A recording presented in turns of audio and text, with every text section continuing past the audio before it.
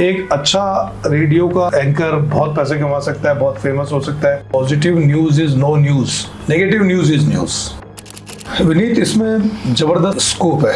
हमारे टाइम पर जितना था उससे कई गुना ज्यादा। हमारे यहाँ पर करीब 1.5 लाख न्यूज़पेपर्स प्रिंट होते हैं। न्यूज़पेपर्स को भी हमेशा रिपोर्टर्स, जर्नलिस्ट की, एडिटर्स की, इन सब की रिक्वायरमेंट होती है। मैंने देखा कि संबंधित अधिकारियों ने उस जर्नलिस्ट को लिटरली बहुत बड़ी धमकियां दी, कुचलने का प्रयास। एक राष्ट्राध्यक्ष को, उसके अपने एक जर्नलिस्ट को बुलाया उन्होंने, और उसके ऊपर इतना उन्होंने उसके ऊपर तेजाब डाला कि उसकी हड्डियां तक नहीं बची। नमस्कार, मैं हूं विपिन शर्मा। आज फिर हम हैं पॉजिटिव पंडित पर मिस्टर गोविंद नारायण पारिक सर के साथ। नमस्कार सर। नमस्कार विपिन जी, कैसे हैं सर आप? ऑल वेल विपिन जी, सब बढ़िया, आनंद है एकदम। सर, हमारी जो ऑडियंस है, मैक्सिमम लोगों को आज तक ये नहीं पता कि पीआर क्या होता है। देखो विनीत जी, पीआर एक बहुत ही जबरदस्त चीज है। पब्लिक रिलेशंस जिसे कहते हैं, मेरी ख्याल है एक कम्युनिकेशन एक ह्यूमन की बेसिक नीड है। ह्यूमन नहीं, हर किसी, इवन प्राणी मात्र की है। इवन प्लांट्स भी एक दूसरे को कम्युनिकेट करते हैं। पीआर ये होता है कि आदमी जब कम्युनिकेट करता है, मैं आपसे बैठ के बातचीत कर रहा हूँ या मैं अपने दर्शकों के साथ बातचीत कर रहा हूँ, तो ये मैं अकेला बैठा हुआ आपसे बातचीत कर रहा हूँ, 2 वे कम्युनिकेशन है। मैं कुछ बोल रहा हूँ, आप मुझे सुन रहे हैं, आप सुन करके मुझे कुछ रेस्पॉन्ड कर रहे हैं। जी सर। और मैं अपने व्यूअर्स के साथ में कर रहा हूँ, वो मुझे रेस्पॉन्ड नहीं कर पा रही है, मेरा 1 वे कम्युनिकेशन है।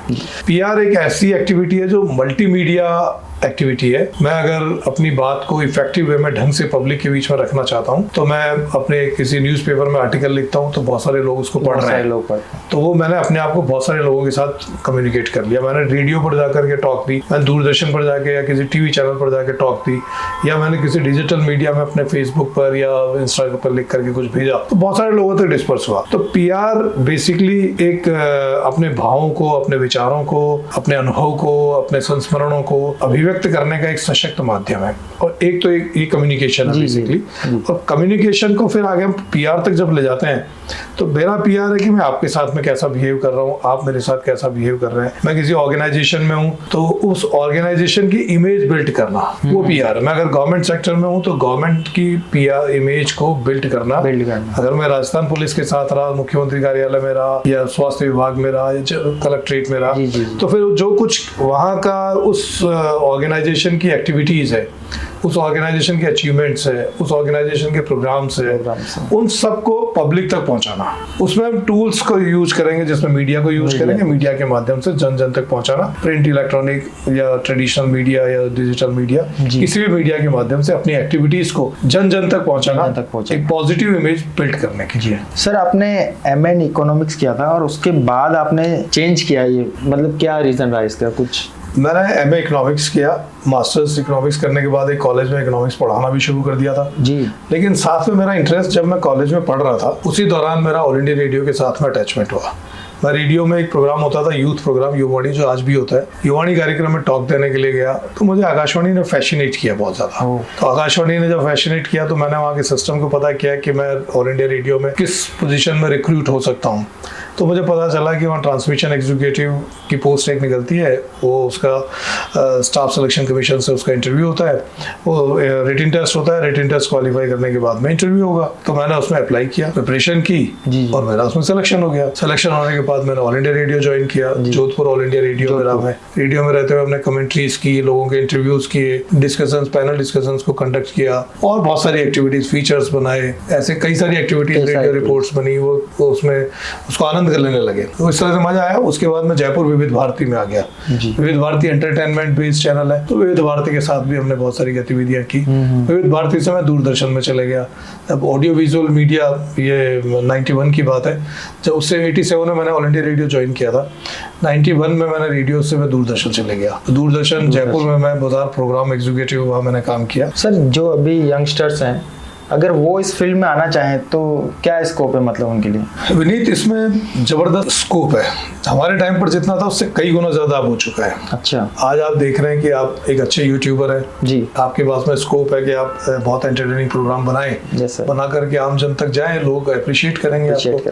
बहुत सारे ऐसे लोगों को देखा है यूट्यूबर को, जिनके मिलियंस फॉलोअर्स हैं, और जो यूट्यूब से जिनको बहुत हैंडसमली उनको पेमेंट हो रहा है। यूट्यूब एक चीज हो गई, लाइव डिजिटल पर चले गए, वो एक बात हो गई। लेकिन उसके अलावा आज हिंदुस्तान में टेलीविजन के करीब 900 प्राइवेट चैनल्स हैं, दूरदर्शन के 46 चैनल्स। तो इन 900 चैनल्स को ट्रेंड स्टाफ की रिक्वायरमेंट है। जिनको भी मास कम्युनिकेशन में रुचि है, जिसको मीडिया में जाने की रुचि है, वो इन टीवी चैनल्स को ज्वाइन कर सकते हैं। हमारे यहाँ पर करीब 1.5 लाख न्यूज़पेपर्स प्रिंट होते हैं। न्यूज़पेपर्स को भी हमेशा रिपोर्टर्स की, जर्नलिस्ट की, एडिटर्स की, इन सब की रिक्वायरमेंट होती है। और फिर रेडियो है, रेडियो के भी करीब सारे मिला के देखो तो 2000 के आसपास रेडियो स्टेशन है, उनको एंकर्स भी चाहिए, स्क्रिप्ट राइटर्स भी चाहिए, बहुत सारे रिक्वायरमेंट उनकी भी है।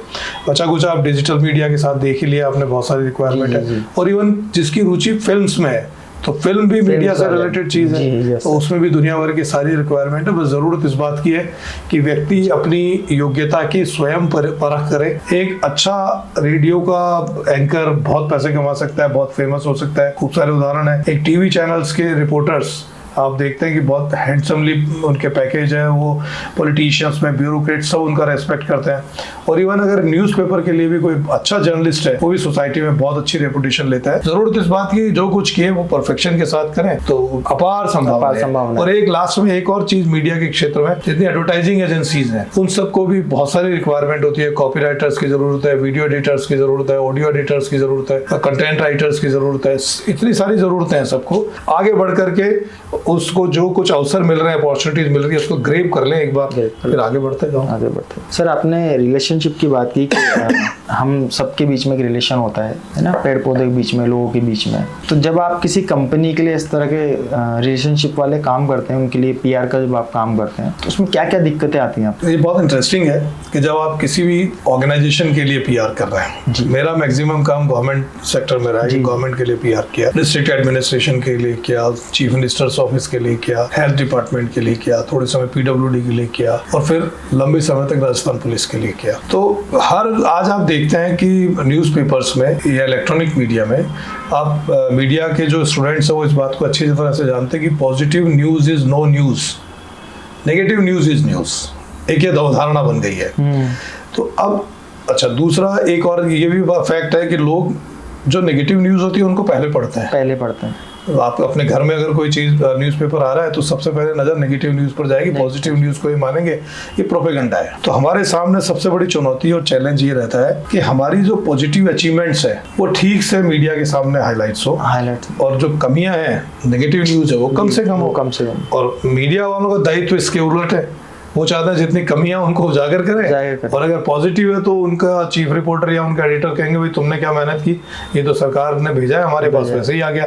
तो इस स्थिति में हमें क्या करना पड़ता है कि उसके बीच में, चुनौतियों के बीच में, रिपोर्टर्स के साथ में अच्छे रिलेशंस बना करके, जो टीवी रिपोर्टर्स हैं उनके साथ अच्छे रिलेशंस बना करके, जो हमारी अचीवमेंट्स होती है उनको बता के उनको ढंग से फिर अपने तरीके से प्रस्तुत करवाते हैं। जब वो प्रेजेंट करते हैं तो उनका अपना एक नजरिया होता है। कई बार कोई गलत चीज छप गई है, ये भी एक कई बार बहुत कॉमन चीज है कि जो है नहीं वो चीज भी छप रही है, या जो है अच्छा उसका बुरा भी छप सकता है, क्योंकि कई बार सूचनाओं की कमी हो सकती है, कोई और दूसरे कारण हो सकते हैं। तो उस स्थिति में हमारे सामने चुनौती होती है कि अपनी जो वस्तु स्थिति है उसको सही तरीके से पब्लिक के सामने, या जो हमारा टारगेट ऑडियंस है उसके सामने पेश करें। सर न्यूज़ में बहुत सारी, जैसे अभी आपने कहा कि अखबार में हम लोग पॉजिटिव देखना चाहते हैं, उसे देना भी चाहते हैं, पर ऑडियंस नेगेटिव को जल्दी कैच करती है ना। वो तो खैर यंगस्टर्स हैं, अभी सभी लोगों को ऐसा लगता है। तो हमारे देश में ही या विदेशों में भी अगर हम देखें, वहाँ के जो न्यूज़ चैनल्स हैं, क्योंकि मैंने कहीं एक जगह पर ये पढ़ा था कि जैसे जापान वगैरह है, इस कंट्री के अंदर सबसे ज़्यादा अखबारों में जो उन्होंने अचीव किए हैं नई चीज़ें, उसको ज़्यादा वो पब्लिक के सामने रखते हैं। देखो विनीत, हर पाठक का या हर व्यूअर का अपना अपना परसेप्शन होता है, लेकिन अगर इन जनरल बात करूँ मैं तो वर्ल्ड वाइड फिनोमेना ये है कि नेगेटिव न्यूज़ को ज़्यादा पढ़ा जाएगा। लेकिन एक साथ में ये भी फैक्ट्स है कि अब जो टेक्नोलॉजिकल चेंजेस हो रहे हैं, हर आदमी आजकल टेक्नोलॉजी पर बेस्ड है, और बिना टेक्नोलॉजी के हम सर्वाइव नहीं कर सकते। तो उस टेक्नोलॉजी के बारे में इंफॉर्मेशन भी हमें मीडिया से मिलेगी। तो अब कोई बड़े कॉर्पोरेट सेक्टर ने कोई बड़ा चीज़ इंट्रोड्यूस किया टेक्निकली, कोई लेटेस्ट इक्विपमेंट्स या कुछ और, तो अगर वो आ रहा है तो उसको लोग डेफिनेटली पढ़ेंगे। जापान क्योंकि टेक्नोलॉजी बेस्ड एक कंट्री है, जहाँ नित नई टेक्नोलॉजी आ रही है, तो उस टेक्नोलॉजी के बारे में तो आम आदमी की रुचि होगी ही होगी। उस टेक्नोलॉजी के पॉजिटिव साइड्स क्या है, है या इसके साइड इफेक्ट्स क्या हो सकते हैं, इन सब चीज़ों के बारे में लोग जानना चाहते हैं। आप देखते हैं कि कई जो ऑटोमोबाइल फील्ड है, मेडिकल का फील्ड है, या स्पेस से रिलेटेड चीज़ें हैं, या और माइनिंग के कई सारे इश्यूज ऐसे होते हैं जिनके ऊपर आम आदमी की रुचि भी हो सकती है। और दूसरी बात यह है कि अगर दूसरे सब्जेक्ट्स की पॉजिटिव थॉट्स को भी अगर बहुत रोचक तरीके से अगर प्रस्तुत किया जाता है, उसकी अच्छी हेडिंग्स हो, अच्छा इंट्रो और डिटेल्स से हो, इंफॉर्मेशन हो, साथ में फोटोग्राफ्स हो, कहीं जरूरत हो ग्राफिकल प्रेजेंटेशन हो, एक इंटरेस्टिंग प्रेजेंटेशन। क्योंकि आप देखते हैं कि इकोनॉमिक्स से रिलेटेड जितने आर्टिकल्स आते हैं, जब जिनकी रुचि उनमें है तो डेफिनेटली उसको पढ़ते हैं। मैं आपको ये बताना चाहूंगा कि जैसे मैं 2004 में पहली बार यूएसए में गया, अच्छा, मुझे आश्चर्य हुआ कि हमारे यहाँ न्यूज़पेपर 16 पेज 24 पेज बहुत ज्यादा गए 30 32 34 पेज तक जाते हैं। वहां मैंने देखा नंबर ऑफ पेजेस एक न्यूज़पेपर के 100 से प्लस है, 200 के आसपास है। बहुत मोटा सा बंडल है और फ्री ऑफ कॉस्ट मिल रहा है वो, उसमें एड सपोर्ट खूब सारे हैं। अच्छा, फ्री ऑफ कॉस्ट मिल रहा है, फ्री ऑफ कॉस्ट। और फिर उसके बाद उसमें इतना मोटी पेपर है, सब कुछ है। लेकिन हमारी जैसे ऐसा नहीं है कि बुलाया और रद्दी बेचने वाले को देके बेच दिया, फिर रद्दी के पैसे आ गए। उनके यहाँ उल्टा सिस्टम है कि वो रद्दी को लेकर के जो जाएगा वो उनसे पैसे लेके जाएगा वापस। तो आपकी कभी ऐसी इच्छा हुई कि मैं अपना खुद का एक अखबार निकालूं या ऐसा कुछ? हाँ, अगर अखबार निकालने की बात हो तो मैं आपको बता रहा हूँ कि करीब 1.5 लाख न्यूज़पेपर हिंदुस्तान में है अभी, जो रजिस्टर्ड न्यूज़पेपर ऑफ इंडिया के से रजिस्टर्ड है।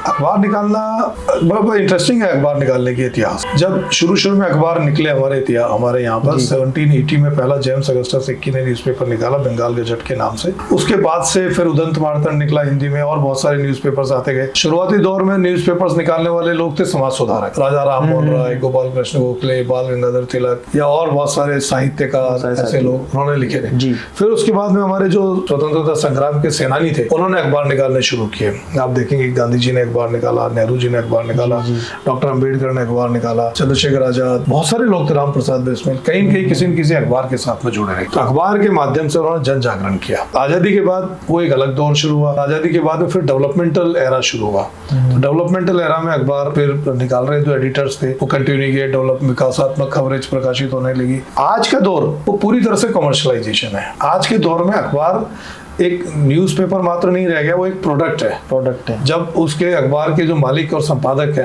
पहले कभी संपादक वो व्यक्ति होता था जो एक बहुत अच्छा रिपोर्टर हो करके फिर रिपोर्टिंग करने के बाद अच्छा जर्नलिस्ट होता था, वो एडिटर होता था। आज आप देखेंगे कि अधिकांश न्यूज़पेपर्स के जो एडिटर्स हैं वो इंडस्ट्रियलिस्ट हैं, जिनकी और कई सारे बिजनेस चल रहे हैं। आप देखिए अंबानी जी के बहुत सारे न्यूज चैनल्स हैं, अडानी जी ने भी न्यूज चैनल ले लिया है। और न्यूज़पेपर्स में भी आप देखेंगे कि तो जितने बड़े इंडस्ट्रियलिस्ट हैं वो किसी न किसी न्यूज़पेपर के साथ जुड़े हुए हैं। तो अब न्यूज़पेपर एक तरह से प्रोडक्ट बन गया है। उस न्यूज़पेपर्स की आत्मा है वो आत्मा रहेगी जो उसके मालिक और एडिटर चाहेंगे। तो वो अगर दौर में प्रो गवर्नमेंट और रहना उनकी कंपल्शन है तो प्रो गवर्नमेंट रहेंगे। किसी अधिकारी या किसी मंत्री या किसी पॉलिटिशियन के विशेष उनको कोई कैंपेन चलाना है तो वो भी चलेगा। तो एक विभिन्नताओं का मिश्रण हो गया। और अगर आप इंडिपेंडेंटली कोई अखबार शुरू करना चाहें तो उसकी गणित बड़ी टिपिकल है। तो अगर आपकी सर्कुलेशन बहुत अच्छा हुआ तो बहुत अच्छा सर्कुलेशन के लिए ज़रूरी है कि आप शानदार पाठ्य सामग्री हो, शानदार प्रिंटिंग हो। आपको ये पता होना चाहिए कि एक न्यूज़पेपर की कॉस्ट, प्रिंटिंग कॉस्ट 30 से 40 रुपए के बीच होती है, लेकिन वो बाजार में हमें 4-5 रुपए का मिलता है, घर में 4 रुपए का 5 रुपए का मिलता है। जब 30-40 रुपए का अखबार हम 4 रुपए में हमारे घर तक पहुंच रहा है तो उसके बीच में जो एडवर्टाइजिंग सपोर्ट है वो इतना बड़ा है, मार्केटिंग बहुत बड़ी है। तो अगर आप कोई नया व्यक्ति जब इसमें एंटर करता है तो वो इतना आसान नहीं है कि मार्केटिंग को ग्रेप कर ले। हालांकि मैं न्यूज़पेपर्स के साथ जुड़ा रहा थ्रू आउट लाइफ। मैंने 1982 में पहला आर्टिकल लिखा था एक अखबार के लिए। 43 साल से ज़्यादा के ड्यूरेशन हो गया, मैं कुछ न कुछ लिखता ही रहा हमेशा। लेकिन अखबार निकालने की इच्छा नहीं हुई कभी भी। इसके बजाय टीवी चैनल्स, क्योंकि मैं दूरदर्शन में भी रहा, ऑल इंडिया रेडियो में भी रहा, तो मुझे ऑडियो और वीडियो मीडिया ज़्यादा अट्रैक्ट कर रहा था। ज़्यादा एक्टिव। सर, न्यूज़पेपर में जो आर्टिकल देते हैं और जो हम मैगजीन्स में आर्टिकल देते हैं, इन दोनों में कितना डिफरेंस होता है? देखो, राइटिंग की एक आर्ट है। आप न्यूज़पेपर्स के लिए आर्टिकल अगर लिख रहे हैं तो न्यूज़पेपर्स के लिए आर्टिकल लिखते समय न्यूज़पेपर आर्टिकल कई तरह के हैं। एक तो आर्टिकल है, एक एडिटोरियल है, एक रिपोर्ट है, एक मतलब इस तरह फीचर हो सकता है। डिफरेंट पर्सपेक्ट्स है। तो अगर आपने कोई पर्टिकुलर एडिटोरियल लिखना है तो उसकी लैंग्वेज, भाषा एक अलग तरह से होगी जो बड़ा विश्लेषणात्मक होगी, जो कोई एक विषय विशेष है उस विषय के ऊपर विस्तृत व्याख्या करने वाली होगी। आप एक आर्टिकल लिख रहे हैं तो समय विशेष के अवसरों के ऊपर आधारित हो सकता है, विचारधारा पर आधारित एडिटोरियल हो सकता है, समाचारों पर आधारित एक रिपोर्ट हो सकती है, समाचारों पर आधारित एक समाचार हो सकता है। फीचर करते हैं तो फीचर एक अपनी कला साहित्य संस्कृति पर आधारित कोई चीज हो रही है, उसको फीचर के फॉर्मेट में दिया जाता है। हर फॉर्मेट में लिखावट की अपनी अलग रिक्वायरमेंट है, उसी रिक्वायरमेंट को बेस में ध्यान करते हुए लिखेंगे तभी वो आर्टिकल सफल होगा। नहीं, जैसे बहुत सारे साप्ताहिक भी निकलते हैं, हाँ, ये इसमें भी अंतर है, 6 मंथ में भी निकल रहा है। अगर एक दैनिक समाचार पत्र उसकी रिक्वायरमेंट अलग है, क्योंकि उसको तो तत्काल समाचार देने हैं जी।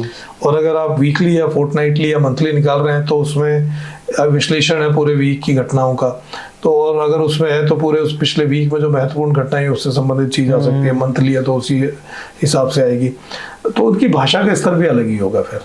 फिर उनमें एक अलग तरह की संजीदगी की जरूरत होगी और उसमें एक विस्तृत व्याख्या की जरूरत पड़ेगी। सर, मेरा एक सवाल था कि न्यूज़पेपर में जो भी पत्रकार काम करते हैं या न्यूज़ एडिटर होते हैं या न्यूज़ कंपनी के जो मालिक हैं, उनके साथ मैंने सुना है कि कई बार, अभी कुछ दिन पहले भी जैसे न्यूज़ में आया था कि एक पत्रकार ने कुछ किसी संदिग्ध गतिविधि के बारे में खुलासा किया तो उनके ऊपर मतलब जानलेवा हमले हुए या उनको किडनैप करवा लिया गया है या उनको धमकियां दी गई हैं। इस तरह की चीजें होती रहती हैं। आपके साथ कभी ऐसा है, आपके किसी फ्रेंड सर्किल में आपको ऐसा देखने को मिला? मेरे साथ तो कभी डायरेक्टली मेरे साथ तो कभी कुछ ऐसा नहीं हुआ, क्योंकि हम तो सरकार के लिए काम करते रहे हैं। सरकार के लिए काम करते समय ऐसी धमकियों की संभावनाएं कम रहती हैं। और दूसरा, लेकिन मैंने लंबे समय से पीआर में रहते हुए देखा है कि बहुत सारे ऐसे टैलेंटेड जर्नलिस्ट रहे हैं जिन्होंने बहुत ही खोजपूर्ण पत्रकारिता की और खोजी पत्रकारिता के आधार पर उन्होंने बहुत अच्छे आर्टिकल्स छापे। मीडिया का दायित्व ये भी है कि वो अगर कोई इलीगल प्रैक्टिसेस कहीं चल रही है तो उन इलीगल प्रैक्टिसेस को उजागर करें। कहीं असक्षमता है, इनएफिशिएंसी है,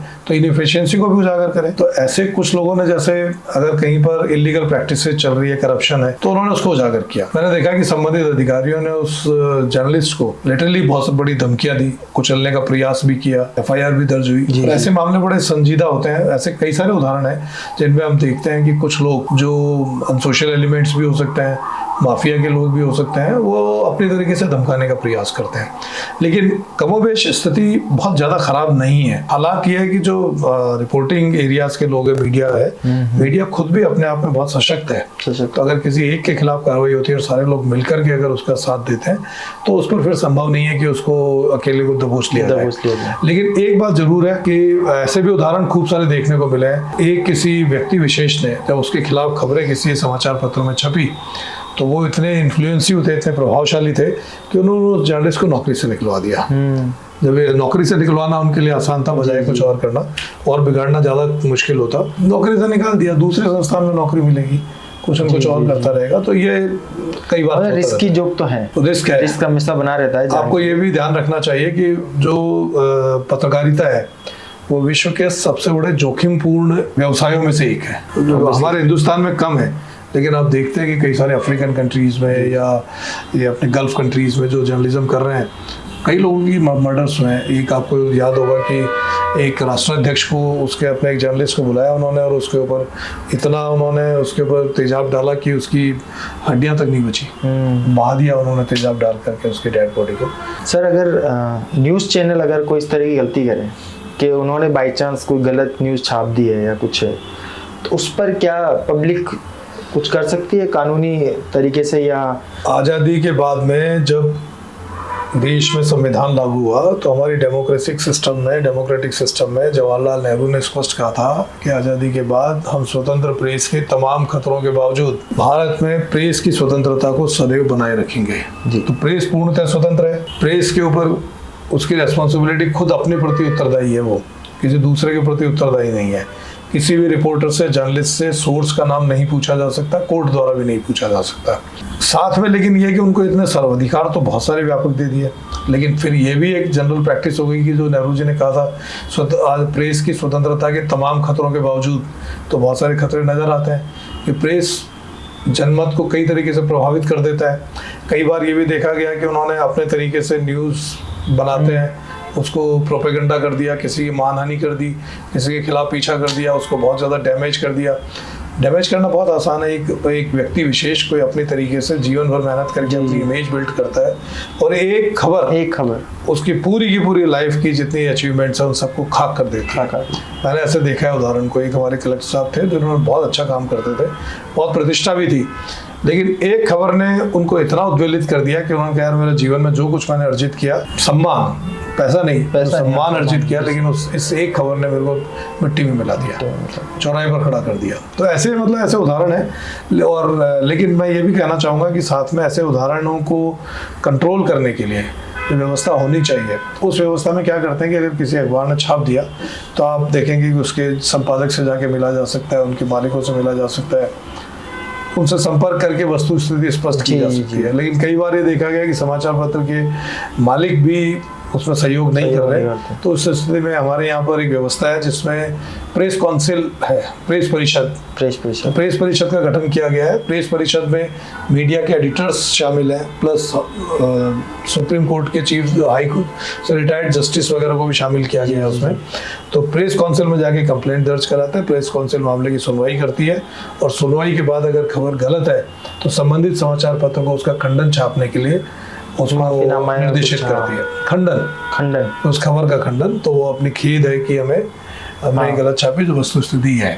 सर अगर युवा अभी जो है हमारे, उनके लिए कितना ज़रूरी है कि वो रोज, जैसे हम अभी पहले एक टाइम होता था कि रोज सुबह अखबार आ रहा है, घर वाले पढ़ रहे हैं, सब पढ़ रहे हैं, अभी कम होता जा रहा है ये सब। पिछले दिनों राइटर्स ने एक सर्वे किया, अमेरिकन एजेंसी राइटर्स, उसने एक सर्वे किया और उसने लोगों से पूछा कि आपको फर्स्ट इन्फॉर्मेशन का सोर्स क्या है। तो ऑलमोस्ट 85% लोगों ने क्या है कि हमारा सोर्स सोशल मीडिया है। बाद में टीवी ने बताया करीब 60 to 69% लोगों ने कहा कि हमारा टीवी फर्स्ट सोर्स होता है जिससे हमें इन्फॉर्मेशन मिली, और 28% ने हार्डली कहा कि हमें न्यूज़पेपर्स पहला सोर्स होता है जिससे हमें सूचनाएं मिली। 5% लोगों ने कहा कि हमें पहली सूचना सोशल मीडिया से मिलती है। जब उनसे पूछा गया कि आप उस पर कितना विश्वास करते हो, तो वो परसेंटेज विश्वास का बिल्कुल नीचे आ गया, वो 30-40% रह गया। और जिन लोग 25% से ज़्यादा लोग जो ये मान रहे थे कि हमने प्रिंट मीडिया से, 28% लोग कह रहे हैं कि हमें प्रिंट मीडिया से सूचनाएं मिल रही है, लेकिन जब ट्रस्ट की बात की तो उनकी ट्रस्ट जाके 70% से ऊपर है। तो एक आज भी छपे हुए शब्दों पर लोगों का विश्वास है, और छपे हुए लोगों पर आस्था भी है, क्योंकि वो कहीं भी उसको उपयोग भी कर सकते हैं। बस ज़रूरत इसी बात की है कि उस विश्वास को बनाए रखने का दायित्व समाचार पत्रों का या प्रिंट मीडिया का है। सर आपके फैमिली में कौन कौन है अभी? मेरी फैमिली में मेरी माताजी है, मेरी वाइफ है और 3 बच्चे हैं। मेरी बड़ी बेटी है, वो गायनोकोलॉजिस्ट है जी। उसने MBBS करने के बाद उस गायनोकोलॉजी में PG किया है। PG उसने इंग्लैंड से और DY पाटिल की एक कॉम्बो था, वहाँ से किया है, और वो अभी बतौर गायनोकोलॉजिस्ट प्रैक्टिस कर रही है। दूसरी डॉटर है, वो उसने BTech किया यहाँ से करने के बाद अमेरिका चली गई। वहाँ से उसने इंजीनियरिंग लीडरशिप मैनेजमेंट में मास्टर्स किया और उसको वहीं पर प्लेसमेंट मिल गया, बहुत अच्छा। वो संतुष्ट है, वो पेंसिल्वेनिया में रहती है और वहीं उसको अभी रिसेंटली जॉब मिला है। मेरा बेटा है, उसने मास्टर्स किया है कंप्यूटर एप्लीकेशन में बिट्स मेसरा से, और मास्टर्स करने के बाद उसने अपना स्टार्टअप शुरू किया है। एस्ट्रो GPT के नाम से उसने एक ऐप बनाया है, इसमें astrology plus psychological counselling services provide कर रहे हैं। तो अभी 3-4 महीने हुए उसको शुरू किए हुए, और उसको 3-4 महीने में 1 लाख से ज़्यादा उसके यूजर्स हो गए, and he is more than happy. Sir आपके फादर किस फील्ड से थे?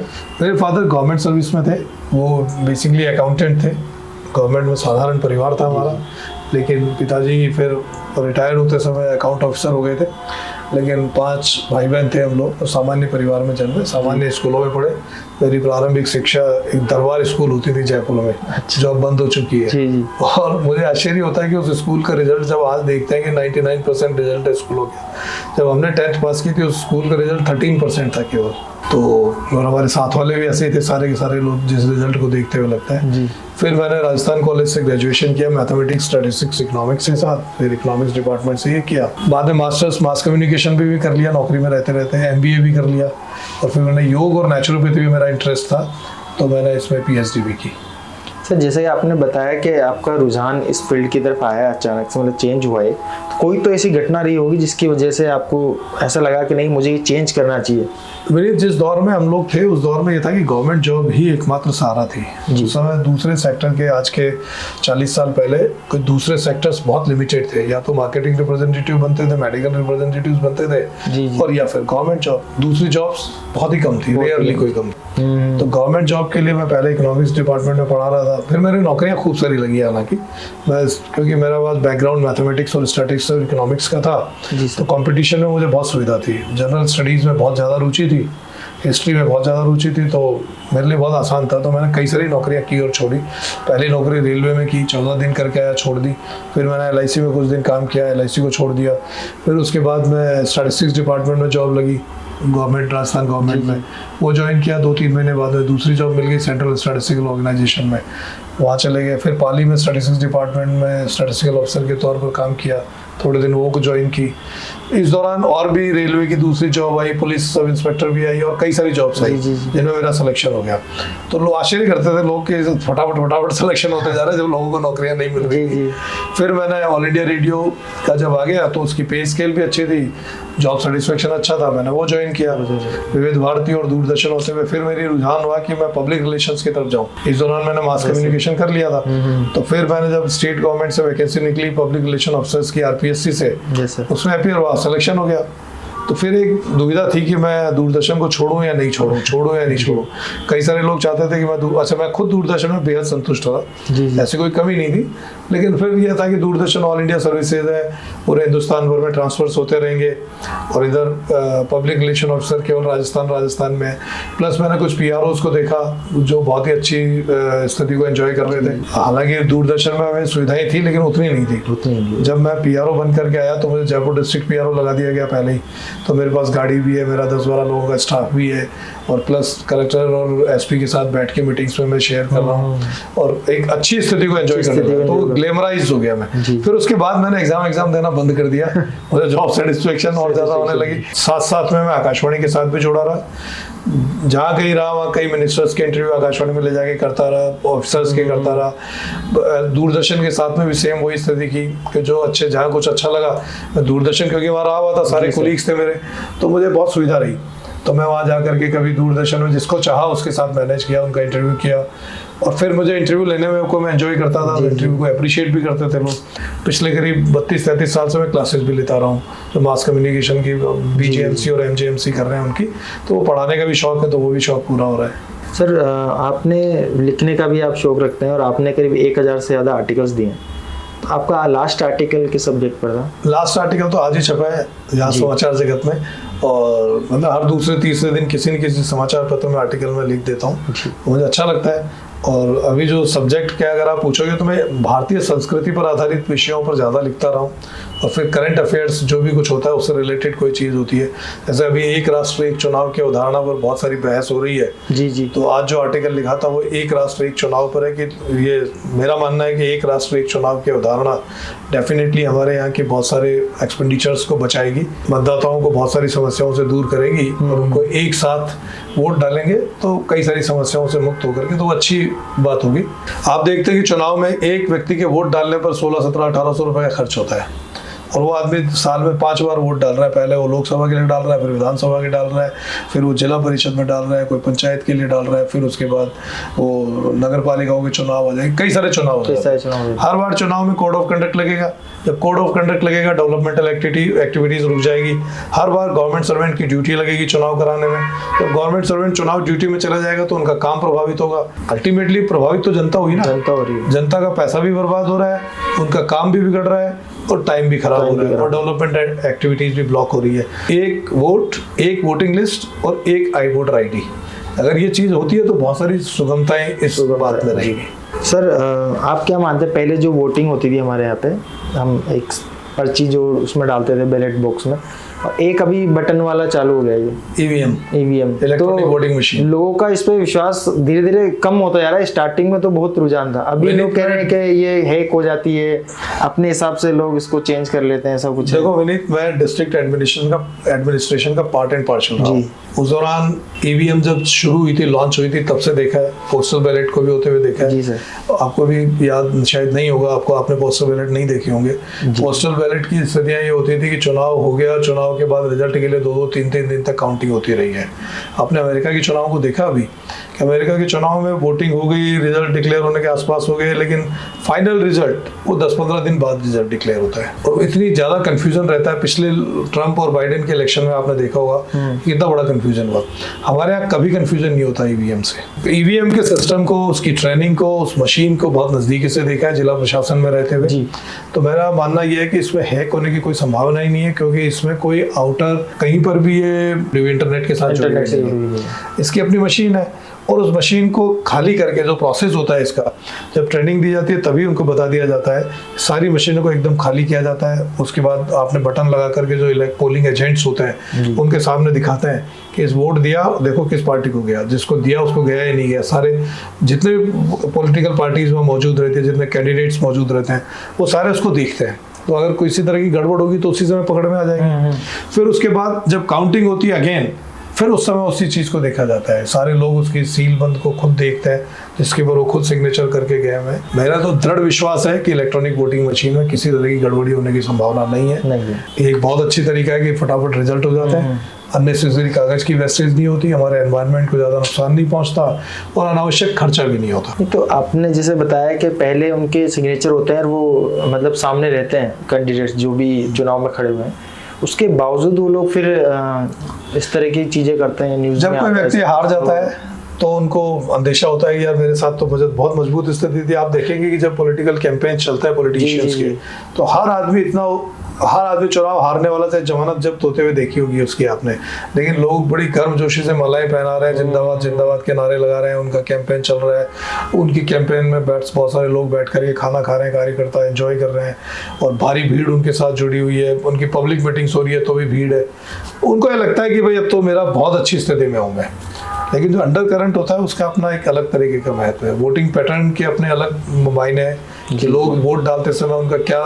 सर अभी जो मतलब इतनी सारी जो हमने बात करी उसमें कुछ एक दो चीज़ें मैं ये ऐड ऑन करना चाहूँगा। जैसे अभी बहुत सारे यंगस्टर्स हमारे ना भटक रहे हैं, है ना, मतलब उनको जैसे मीडिया और ये सब चीज़ें है ना, ऐसा लगता है कि हम 2 मिनट में वीडियो बनाए और हम वायरल हो जाएंगे, और इस चक्कर में बहुत लोग है ना करियर उनका ख़राब भी हो रहा है।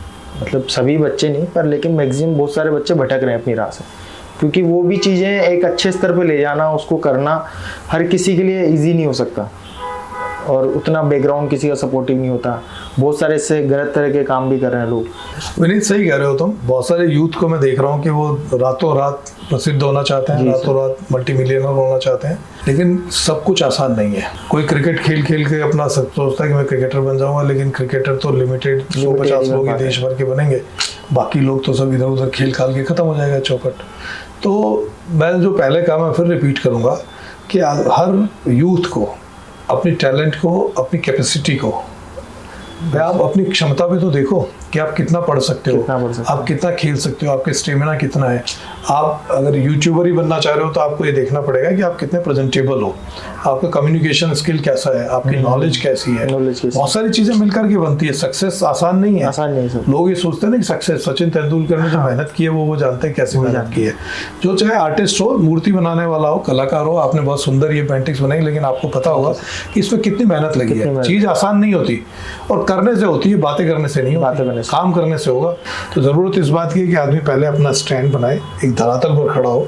वो धरातल पर खड़ा होने के लिए मजबूत एक उसको टैलेंट चाहिए, मेहनत चाहिए, काम चाहिए। वो सब कुछ किया, एक निर्धारित स्तर पर पहुंच गया, उसके बाद आप धीरे धीरे कुछ भी करो। पहले अपनी पढ़ाई की तरफ थ्रस्ट करो, अपने व्यवसाय की तरफ थ्रस्ट करो, आप कोई स्किल सीखो, पहले कोई सी भी स्किल सीखो, क्योंकि आज हम देखते हैं कि स्किलफुल जॉब के लिए तो लोग नहीं है और ग्रेजुएट पोस्ट ग्रेजुएट बेरोजगार घूम रहे हैं। मैंने ऐसे बहुत सारे गवर्नमेंट ऑफिसेज में लोगों को देखा है जो 12,000 रुपए में कंप्यूटर ऑपरेटर का काम कर रहे हैं, और वो अच्छे से, वो हेयर ड्रेसर हो सकता था अच्छा, वो अच्छा ड्राई क्लीनरिंग का काम कर सकता था, वो अच्छा कारपेंटर हो सकता था, अच्छा इलेक्ट्रीशियन हो सकता था, मोटर मैकेनिक हो सकता। दूसरी तरफ मोटर मैकेनिक को देख रहे हैं कि वो महीने के लाख रुपए कमा रहा है, हेयर ड्रेसर को देख रहे हैं और लाख रुपए कमा रहा है। वो अपना इंडिपेंडेंट काम करके स्किल अगर किसी ने सीख लिया, अगर किसी ने अच्छी पेंटिंग्स बनाना सीख लिया, अब हर कोई तो महान पेंटर नहीं हो जाता, लेकिन अच्छी पेंटिंग्स बनाना भी सीख लिया तो आगे बढ़ेगा। लेकिन फिर अगर आपको रुचि है कि नहीं मुझे तो केवल पेंटर ही बनना है, पेंटिंग्स ही करनी है, तो फिर सब सारी 100% ताकत उसके साथ छोड़ दो। लेकिन अगर कंफ्यूजन में, भ्रम में रहे तो भ्रम की स्थितियों में कभी सफलता नहीं मिल सकती। तो आपको भ्रम से रहित होकर के, अपने आप में स्पष्ट होकर के कि अपनी क्षमताओं को पहचान करके, अपनी मेहनत करने की क्षमता कितनी है, अपनी टैलेंट, प्रतिभा कितनी है। हर आदमी आईएएस नहीं बन सकता। लाखों बच्चे हर साल आईएएस की एग्जाम देते हैं। बनेंगे तो वही 400-500 लोग। तो लाखों लोग अगर 10 साल तक आईएएस की तैयारी करते रहे, आखिर में फ्रस्ट्रेशन होता है, उनको मेंटल प्रॉब्लम्स होती है, उनको कई तरह की मेंटल हेल्थ के इश्यूज क्रिएट होते हैं। तो हर बच्चे आईआईटी के लिए जाना चाहते हैं, आईआईएम के लिए जाना चाहते हैं, मेडिकल में नीट क्वालिफाई करना चाहते हैं। सब तो नहीं कर सकते। जो कर रहे हैं अच्छी है, मेहनत करो। लेकिन मेहनत करने के बाद एक व्यक्ति, अमिताभ बच्चन का उदाहरण देना चाहूंगा कि वो रेडियो आर्टिस्ट बनना चाह रहे थे, ऑल इंडिया रेडियो में ऑडिशन के लिए गए, रिजेक्ट हो गए, लेकिन उसने हौसला नहीं छोड़ा। वो लगे रहने के बाद वो आगे जाके बढ़ गए। रजनीकांत बस कंडक्टर थे, फिल्मी लाइन में रुचि थी, वो आ गए। कई सारे लोग हैं जो फौज में भर्ती होने के लिए रिजेक्ट हो गए, लेकिन बाद में पॉलिटिशियन बन करके अब वो सारे जनरल उनको सैल्यूट कर रहे हैं। तो ऐसे खूब सारे उदाहरण हैं। तो सक्सेस के लिए कोई एक पर्टिकुलर विधान नहीं, फिक्स नहीं। आप जहाँ भी कुछ काम कर रहे हो परफेक्शन के साथ में करोगे तो उसमें सक्सेस मिल सकती है। सर एक सवाल ये था कि जैसे आपने रिलेशनशिप की बात करी थी ना शुरू में, तो अभी क्या है कि यंगस्टर्स को ऐसा लगता है कि लोग हमारी बात समझ नहीं पा रहे, या हमारे जो पेरेंट्स हैं, फैमिली मेम्बर्स है, वो हमें नहीं समझते, हमारे टीचर्स हमें नहीं समझते। बहुत ज़्यादा ये मतलब ये बढ़ता जा रहा है, डिप्रेशन में जा रहे हैं बहुत ज़्यादा बच्चे। पहले के समय में या मेरे या आपके समय की बात करें हम, जब हम स्कूल में थे तो हम ये चीज़ें आती नहीं थी, डिप्रेशन वाले शब्द ही हमारे ज़बान पर नहीं था। और अभी यंगस्टर्स में बहुत ज़्यादा ये प्रचलन हुआ है कि हम तो डिप्रेशन के शिकार हो रहे हैं। 6, 7, 8 क्लास के बच्चे बोल रहे हैं कि हम इन बच्चों को डिप्रेशन की शिकायत है। तो ये क्या है, मतलब ये ऐसा गैप क्यों आ रहा है अजीब सा? ये जो जनरेशन गैप है विनीत, आप देखोगे कि पहले की हमारी और आज की स्थिति में बहुत अंतर हो गया। जब हम लोग रहते थे एक जॉइंट फैमिली में रहते थे, हमारे दादा दादी, नाना नानी, मौसा मौसी, चाचा चाची, कई रिलेशंस थे। जी। उस जॉइंट फैमिली में हमारे जैसे और 2, 4, 5 बच्चे थे। कोई टेंशन हुआ, कोई किसी को पीट भी गया तो पीट गया, कोई एक साथ खेल गया, कोई सक्सेस हुआ तो सबने सेलिब्रेट कर ली, कोई फेलियर है तो भी उसको कहा मस्त रहे, चलते रहो। वो एक ओवरऑल एक एनवायरनमेंट ऐसा था, सोसाइटी का एनवायरनमेंट था। आप देखो कि जब हम बचपन में थे तो हमारे साथ में, हमारे पड़ोसियों के साथ में, हमारे गली मोहल्लों के बच्चों के साथ में हमारे रिलेशनशिप रहते थे। जी। दोस्ती खूब सारी होती थी। अब जब एकाकीपन का दौर आ गया, जब घर में पेरेंट्स के एक सिंगल चाइल्ड है, तो सिंगल चाइल्ड को न तो उसके पास उसकी पर्सनैलिटी ग्रूम करने के लिए कोई और दूसरा साथी नहीं है, कोई भाई बहन नहीं है, वो स्कूल में जाता है, घर जब आता है तो मदर और फादर दोनों जॉब पर गए हुए हैं, वो सर्वेंट्स के भरोसे पलता है। तो ऐसी कई सारी सिचुएशंस हैं कि उन सिचुएशंस में वो, उसके पास में कोई स्पेस नहीं है जहां वो अपने आप को कम्युनिकेट कर सके। पहले बहुत आसानी के साथ अपनी अच्छाइयाँ, कमियाँ, बुराइयाँ सब एक जगह दूसरी जगह शेयर कर लेते थे। लेकिन अब जब शेयर नहीं कर पा रहे हैं, वो घर खुद ही खुद कुंठित रहते हैं, खुद ही खुद उसको घोटते रहते हैं अपने अंदर की क्या हो रहा है, क्या नहीं हो रहा। फिर उनका वो डिप्रेशन स्वाभाविक है उसमें, कि पेरेंट्स अपने बच्चों को ऐसा एनवायरनमेंट क्रिएट करने की कोशिश करें। स्पोर्ट्स किसी भी डिप्रेशन को दूर करते हैं। अच्छा, पहले हमारे ट्रेडिशंस थी, नाना नानी, दादा दादी की कहानियाँ, वो भी बच्चों का डिप्रेशन दूर करती थी, वो एंटरटेन करती थी। अब वो एंटरटेन के नाम पर दिन भर अगर वीडियो गेम्स पर चिपका रहेगा तो प्रभावित होगी, उसके पास कोई स्पेस नहीं बचा जहाँ अपने आप को कम्युनिकेट कर सके। हमारे घरों में भी जब लोग इस तरह की कथाएं हो रही है, रामलीला हो रही है, महाभारत हो रही है, या उस कॉलोनी के लोग एक साथ मिलकर के कोई इवेंट कर रहे हैं, तो सारे लोग पार्टिसिपेट कर रहे हैं, सबको अपनी अपनी रेस्पॉन्सिबिलिटी मिली हुई है। तो हमारी सोसाइटी का स्ट्रक्चर एक सिस्टमेटिक था। लेकिन अब हम वेस्टर्नाइजेशन की तरफ चले गए, हम किसी से बात करना पसंद नहीं करते, हमारे पड़ोसियों से व्यवहार करना संबंध नहीं रख सकते, हमारे रिलेटिव्स के साथ में बहुत अच्छा हमारा कम्युनिकेशन नहीं होता। एकाकीपन, वो सबसे बड़ी प्रॉब्लम हुई एकाकीपन की। जब खुद व्यक्ति एकाकीपन से ग्रस्त है तो उनके बच्चों को स्पेस ही नहीं मिलेगा। और एक बात और करना चाहूँगा कि पेरेंट्स का एक जो प्रेशर होता है ना, कि भाई तेरे को डॉक्टर ही बनना है, तेरे को इंजीनियर ही बनना है, तेरे को आईआईटी में जाना है, तेरे को आईएएस ही क्रैक करना है, तो वो जो प्रेशर होता है उसको डिप्रेशन को कई गुना बढ़ा देता है। वो देखता है कि, और वो पेरेंट्स उसके साथ इतनी उम्मीदें लगा देते हैं कि भाई मैंने मेरा जीवन का सब कुछ समर्पित कर दिया तेरी पढ़ाई पर, तेरे एजुकेशन पर, तेरे ट्यूशन पर, तेरी कोचिंग की फीस दे दी जमा, तेरा ये कर दिया, वो कर दिया।